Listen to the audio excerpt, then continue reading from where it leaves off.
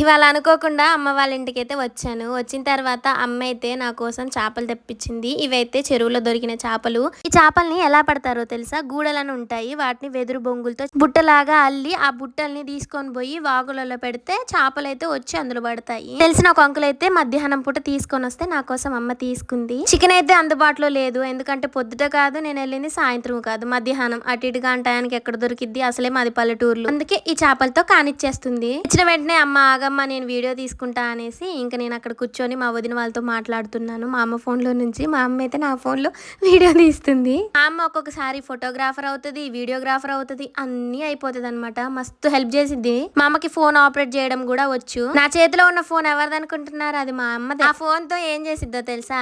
నా వీడియోస్ పెట్టుకొని చూసిద్దంట.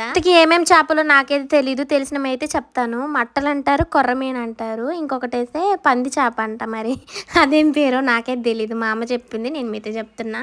ముళ్ళులు ఉన్నాయి కదా, ఆ చేపలే. వీడియోని మాత్రం స్కిప్ చేయకుండా ఫస్ట్ నుంచి లాస్ట్ దాకా చూడండి. వీడియో నచ్చితే లైక్ చేయడం మాత్రం మర్చిపోవద్దు. నెక్స్ట్ వీడియోలో ఈ కర్రీ మా అమ్మ ఎలా చేసిద్దో మీతో షేర్ చేసుకుంటాను. చెప్పడం మర్చిపోయి ఆ ఊరికి నేను ఒక్కదాన్నే వచ్చా. అన్నయ్య కూడా రాలేదు, పిల్లలు కూడా స్కూల్కి వెళ్ళిపోయారు. ఇవాళ వాళ్ళకి లాస్ట్ డే అనమాట.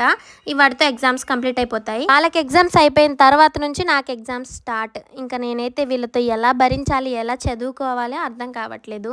ఇంకా మా అమ్మ అయితే వీటి పొట్టంతా తీసేసింది. నెక్స్ట్ దాంట్లో అయితే అమ్మ కర్రీ ఎలా చేసిద్దో చూపిస్తాను. అమ్మ చేసే కర్రీస్ కి పెద్ద ఫ్యాన్ బేసే ఉందండి. మా హస్బెండ్ కి, మా అక్క వాళ్ళ ఆయనకి, ఇద్దరికి మా అమ్మ చేసే కర్రీలు అంటే సూపర్ ఇష్టం. మా అమ్మ అయితే వంటల మాంత్రికురాలని పేరు పెట్టొచ్చు, అంత బాగా చేసిద్ది మా అమ్మ అయితే. మీ అమ్మలకి కూడా